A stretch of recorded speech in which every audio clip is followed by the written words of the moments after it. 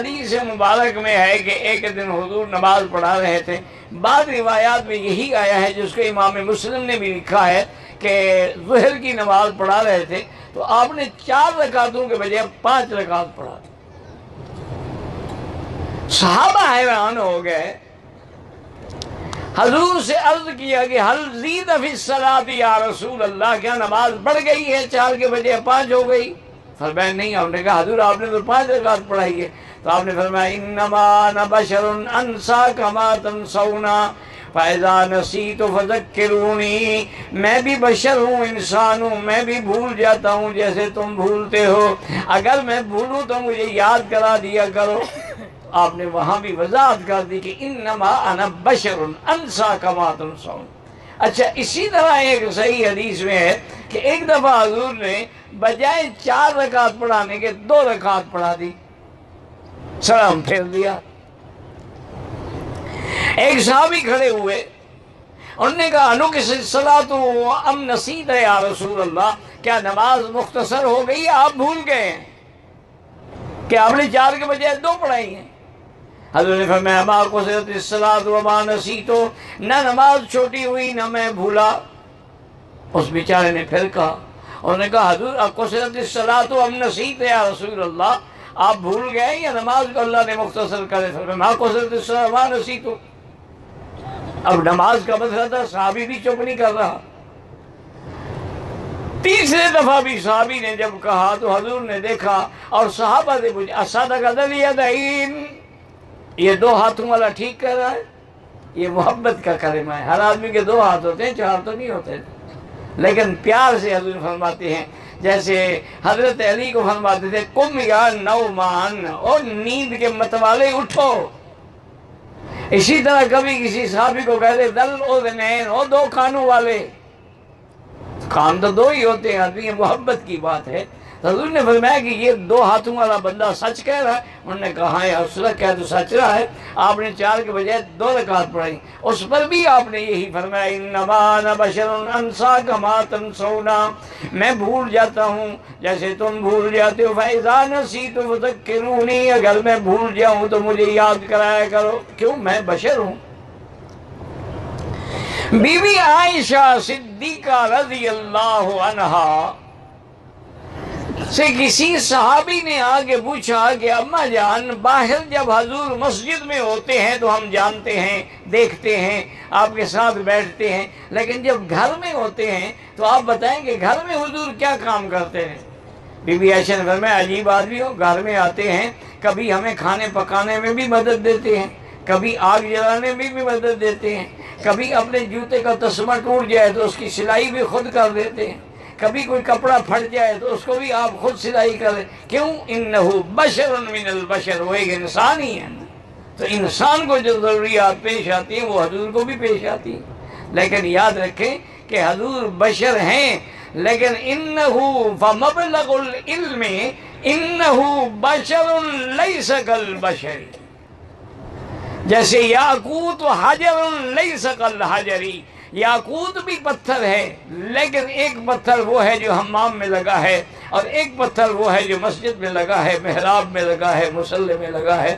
بشر تو دنیا میں ہیں، لیکن جو افضل البشر ہے، جو خیر البشر ہے، جو سید البشر ہے، وہ حضرت محمد مصطفیٰ صلی اللہ علیہ. اچھا، اور بشر کی شان تو ایسی ہے کہ اللہ نے ہر چیز کو فرمایا کن ہو جا، پیدا ہو گئی، لیکن بشر کو اپنے ہاتھوں سے بنایا. آدم علیہ السلام کو اللہ نے اپنے ہاتھوں سے بنایا اور فرمایا فَإِذَا سَوَّيْتُهُ، جب میں اس کو بنا لوں، وَنَفَخْتُ فِيهِ مِن رُوحِي، جب روح پھونک لوں تو تم سب نوری اور ناری جو ہے فَقَعُوا لَهُ سَاجِدِينَ، آدم کے آگے سجدے میں گر جاؤ. تو اللہ نے اپنے ہاتھ سے پیدا کیا اور بشر کو اتنا اونچا مقام عطا فرمایا کہ فرشتے بھی سجدہ کر رہے ہیں، جبریل بھی سجدہ کر رہا ہے، میکائیل بھی سجدہ کر رہا ہے. اللہ تبارک و تعالیٰ نے یہ شان جو ہے صرف بشر کو عطا فرمائی ہے. ملائکہ کو نور سے پیدا فرمایا، حکم دیا ہو گئے. شیطان جنات کو آگ سے پیدا فرمایا، حکم دیا ہو گئے. لیکن ایک بشر ہے جس کو اللہ نے خود بنایا ہے. اسی سے آپ اندازہ کریں کہ بشر کی شان زیادہ ہے یا ان کے مقابلے پہ کسی اور مخلوق کی شان زیادہ ہو سکتی ہے؟ اسی لیے یاد رکھیں کہ اگر بشریت کا انکار کرو گے نا تو پھر معراج کی کیا شان رہی؟ یعنی اگر حضور نور ہے، جبریل نور ہے، جبریل تو روز آتا ہے جاتا ہے آسمانوں پہ اترتا ہے، پھر کمال تو یہ ہے کہ بشر ہو اور پھر آسمانوں میں جائے۔ اسی لیے علامہ اقبال نے کہا تھا کہ مجھے سمجھ اب یہ آیا ہے کہ مقام بشریت کیا ہے، سبق ملا ہے یہ معراج مصطفیٰ سے مجھے کہ عالم بشریت کی زد میں ہے گردوں، کہ اصل مقام تو بشر کا ہے کہ نور پیچھے بھاگ رہا ہے، جبریل خادم بن کے چل رہا ہے، تمام فرشتے انتظار کر رہے ہیں۔ تو مقام تو یہ ہے کہ بشر ہو، آمنہ کا لال ہو، عبداللہ کا بیٹا ہو، سیدہ خدیجہ کا شوہر ہو اور پھر آسمانوں پہ جائے۔ لیکن یاد رکھیں جتنا بھی اونچا شان ہو جائے، حضور عبد ہیں وہ معبود ہے، حضور ساجد ہیں وہ مسجود ہے، حضور مخلوق ہیں وہ خالق ہے، حضور مرزوق ہیں وہ رازق ہے، حضور اللہ کی ذات جو ہے وہ خالق ہے اور مدنی کی ذات مخلوق ہے۔ اللہ کا خالقیت میں اور ذات میں کوئی شریک نہیں، میرے مدنی کی صفات اور آپ کی عظمت میں کوئی شریک نہیں۔ حضور پاک مدینہ تشریف لے گئے، وہاں دیکھا مدینے والے جو ہے نا، یہ بڑے بڑے کھجوروں کے باغ تھے ان کے، بڑے بڑے اب بھی ہیں ماشاءاللہ مدینے میں کھجوروں کے باغ، اب بھی سینکڑوں قسم کی کھجور جو ہے وہ مدینے پاک میں ملتی ہے۔ تو حضور نے دیکھا کہ وہ تعبیر کرتے ہیں۔ تعبیر کا کیا معنی؟ یعنی نر کھجور کا بور لے کے مادہ میں ڈالتے ہیں۔ حضور نے یہ کیا کرتے ہو؟ انہوں نے کہا حضور یہ تعبیر ہے اور اس سے پھل زیادہ آتا ہے، کیوں اللہ نے ہر چیز کا جوڑا بنایا ہے نا، تو کھجور میں بھی نر بھی ہے اور مادہ بھی ہے۔ اللہ کی شان ہے، ہر درخت میں، ہر پودے میں، ہر پتے میں اللہ نے جوڑے بنائے۔ وَجَعَلْنَا مِن كُلِّ شَيْءٍ زَوْجَيْنِ۔ حضور نے فرمایا کہ نہ کرو، پھل تو اللہ دیتا ہے، یہ تعبیر کی کیا ضرورت ہے؟ انہوں نے کہا ٹھیک ہے، حضور کا حکم ہے نہیں کرتے، انہوں نے نہ کیا، نتیجہ یہ نکلا کہ پھل آیا ہی نہیں۔ حضور میں بھی کیا ہوا؟ انہوں نے کہا حضور آپ نے منع فرما دیا کہ تعبیر نہ کرو، ہم نے نہیں کیا، تمہارے کھجوروں کو تو کوئی پھل ہی نہیں لگا۔ اور میں اچھا بات سنو، انما انا بشر اذا امرتکم، میں انسان ہوں، اگر میں دین کے بارے میں عمل کروں، حکم کروں تو وہ پکڑ لیا کرو، اگر میں دنیا کے بارے میں کوئی بات کہوں تو تم اپنی رائے پہ عمل کرو، جو تمہاری رائے ہو، کیونکہ میں انسان ہوں، مجھے نہیں پتا کہ یہ چیز کیا ہوتی ہے، تعبیر کیا ہے، نقل کیا ہے، ہر چیز کیا ہے، کیونکہ میں انما انا بشر، میں تو بشر ہوں۔ اسی لیے اللہ تبارک و تعالیٰ نے سارے قرآن پاک میں نظر ڈالے۔ اب کچھ لوگ جو ہیں وہ محبت میں بڑھ گئے، یا دھوکہ لگا ہے یا ضد ہے، اللہ عالم۔ افراط اور تفریط میں آدمی برباد ہو جاتا ہے، یاد رکھو۔ افراد مانا بڑھاتے جاؤ بڑھاتے جاؤ بڑھاتے جاؤ، حد سے بڑھاؤ تب بھی برباد، گھٹاتے جاؤ گھٹاتے جاؤ تب۔ اسی لیے حضرت علی رضی اللہ عنہ کا قول ہے، آپ نے فرمایا سیحلق فی فئتان، میرے بارے میں دو جماعتیں برباد ہو جائیں گی۔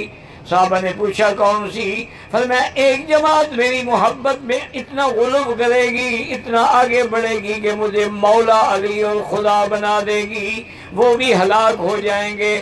اور ایک جماعت وہ ہے جو میری شان گھٹائے گی، تنقیص کرے گی، مجھے مسلمان بھی نہیں مانے گی، وہ بھی ہلاک ہو جائیں گے، دونوں جماعتیں۔ اور فرمایا کہ کامیاب صرف وہ ہوں گے جو مجھے علی مرتضیٰ بھی مانے، داماد مصطفیٰ بھی مانے، لیکن اللہ کا بندہ مانے، اللہ کی مخلوق مانے، وہ لوگ کامیاب ہو جائیں گے۔ تو اب شیعہ جو ہیں ان نے غلو کیا، اتنا غلو کیا، اتنا غلو کیا کہ حتیٰ کہ السلام علیکم بھی نہیں کہتے، کہے گا یا علی مولا، مولا علی، بس مولا مولا مولا۔ اور مولا کا معنی نعوذ باللہ خدا کرتے ہیں، حالانکہ مولا کا معنی ناصر بھی ہے، دوست بھی ہے، ساتھی بھی ہے۔ ان کے نزدیک نعوذ باللہ خدا کا درجہ ہے، اتنا بڑھا دیا۔ اچھا، اور خارجی جو ہیں وہ اتنا دشمن ہو گئے، وہ کہتے ہیں کہ حضرت علی تو مسلمان ہی نہیں ہے۔ وہ کہتے ہیں جو آدمی، حضور نے فرمایا کہ بی بی فاطمہ میرے جگر کا ٹکڑا ہے، من آذاہا فقد آذانی، جو بی بی فاطمہ کو تکلیف پہنچایا اس نے مجھے تکلیف پہنچائی۔ تو حضرت علی نے تو شادیاں کی، آپ کی 18 اولادیں تھیں، آپ نے بی بی فاطمہ کو زندگی میں بھی چکی پسوائی، زندگی میں بھی تکلیف پہنچائی، مشکلیں بھر بھر کے بیچاری پانی کھلاتی تھی، آپ کی کمر مبارک پہ داغ پڑ گئے تھے، تو انہوں نے تو بی بی فاطمہ پہ ظلم کیا۔ یہ کیسا مسلمان ہے؟ یعنی نعوذ باللہ وہ اسلام کے بھی منکر ہیں۔ تو دونوں جماعتیں برباد ہو۔ اسی طرح یاد رکھ لیں کہ ہمارے ہاں بھی دونوں جماعتیں ہیں۔ بعض جماعتیں حضور کی محبت میں بڑھتے بڑھتے بڑھتے اس مقام پہ بڑھ گئی ہیں کہ نعوذ باللہ وہ کہتے ہیں یہ بشریت کا تو ایک لباس ہے، اصل میں تو حضور خود خدا ہے۔ ان کے کسی شاعر نے کہا ہے کہ جو مستوی تھا عرش پہ خدا ہو کر، وہ اتر پڑا ہے مدینے میں مصطفیٰ ہو کر۔ وہ کہتے ہیں کہ یہ تو خدا ہے، لیکن جب نیچے آیا ہے تو بشریت کے لباس میں آیا ہے۔ وہ اتنے بڑھ گئے۔ اور بعض جماعتیں ایسی بھی ہیں نعوذ باللہ جو کہتے ہیں حضور ہماری طرح انسان تھے، مر گئے، مٹی میں مل گئے، بس اب کیا درود پڑھتے ہیں، اب کیا صلاۃ و سلام پڑھتے ہیں، صلاۃ و سلام کی ضرورت ہی نہیں، آپ تو فوت ہو گئے، جب فوت ہو گئے مٹی میں دفن ہو گئے، مٹی کھا گئی۔ وہ اس طرح برباد ہو گئے۔ حالانکہ صحیح عقیدہ کیا ہے کہ حضور نبی ہیں، بشر ہیں، سید البشر ہیں، اور موت کے بعد بھی اللہ کے انبیاء اپنی قبروں میں زندہ ہیں۔ اللہ تعالیٰ نے زمین کو طاقت ہی نہیں دی کہ وہ پیغمبر کے جسے کو چھیڑ سکے۔ حضور نے فرمایا ان اللہ حرم اجساد الانبیاء علی الارض، اللہ نے زمین پہ اجساد انبیاء یعنی انبیاء کے جسد کو حرام کر دیا ہے، زمین کو کوئی طاقت نہیں ہے کہ ہمیں چھیڑ سکے۔ حتیٰ کہ باقاعدہ یہ حدیث میں سوال ہے کہ صحابہ نے پوچھا حضور اب تو ہم پڑھتے ہیں لیکن آپ کی وفات کے بعد آپ پہ صلاۃ و سلام حضور کیسے پڑھیں گے؟ وَقَدْ عَرِمْتَ، حضور آپ تو مٹی میں مل کے بالکل نعوذ باللہ گل جائیں گے۔ تو آپ نے فرمایا خبردار، کوئی نبی نہیں گلتا ہے، اپنی قبروں میں وہ زندہ ہوتے ہیں۔ الانبیاء احیاء فی قبورہم، انبیاء اپنی قبروں کے اندر زندہ رہتے ہیں۔ تو اس لیے اچھا کچھ لوگ ایسے ہیں کہ یا تو ان کو مغالطہ ہے یا ضد ہے۔ قرآن میں ایک آیت ہے، درود شریف پڑھیں۔ قَدْ جَاءَكُم مِّنَ اللَّهِ نُورٌ وَكِتَابٌ مُّبِينٌ۔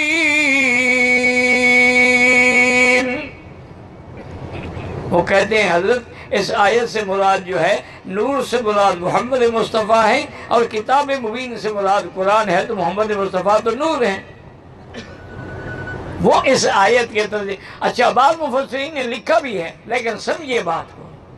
پہلی بات تو یہ ہے کہ اس جگہ جو آیت ہے اس سے مراد نور نہیں ہے، نور سے مراد بھی کتاب ہے قرآن، اور قرآن سے مراد بھی قرآن ہے۔ اللہ نے دوسری جگہ پر قرآن کو نور کہا ہے کہ انزلنا الیک نورا مبینا واتبع النور الذی انزل معہ۔ اللہ نے قرآن کو نور فرمایا جیسے حضور کو بشر فرمایا ہے۔ اور سب سے بڑی اسی آیت کو اگر تھوڑا سا آگے پڑھ لیتے نا میرے دوست، غلطی نہ کرتے، آگے اللہ کیا کہتے ہیں؟ قَدْ جَاءَكُم مِّنَ اللَّهِ نُورٌ وَكِتَابٌ مُّبِينٌ يَهْدِي بِهِ، ضمیر مفرد ہے۔ اگر دو چیزیں تھیں، نور سے مراد نبی تھے اور کتاب سے مراد قرآن تھا، تو اب یہ ہوتا یہدی بہما، ضمیر تثنیہ ہوتا، نہ کہ ضمیر مفرد ہوتا، یہدی بہ اللہ۔ تو معلوم ہوا کہ وہ دونوں ایک ہیں، یہ بات تفسیریہ ہے۔ تو اس لیے، اور دوسری بات یہ بھی سمجھ لیں کہ اللہ نے قرآن کو بھی نور کہا ہے، تو اس کا کیا مطلب ہے اندھیرے میں آپ قرآن پڑھ لیں گے؟ اللہ نے مومن کو بھی، ایمان کو بھی نور کہا ہے، تو کیا ہر مومن نور ہے؟ اللہ تبارک و تعالی نے فرشتوں کو بھی نور کہا ہے، چاند سورج کو بھی نور کہا ہے۔ تو یہ نور مجازن ہے، حقیقتاً نہیں ہے۔ جیسے حضور کا نور نبوت ہے، مومن کے اندر نور ایمان ہے، اور اولیاء صلحاء کے اندر نور ہدایت ہے، یہ نور بطور مجاز ہے، نہ کہ بطور حقیقت ہے۔ ورنہ اگر حقیقت نور ہوں تو پھر آپ کی اولاد کی نسبت کس طرف کریں گے؟ آپ کی بیوی بچیوں کی نسبت کس طرف؟ نور کی تو اولاد ہوتی نہیں۔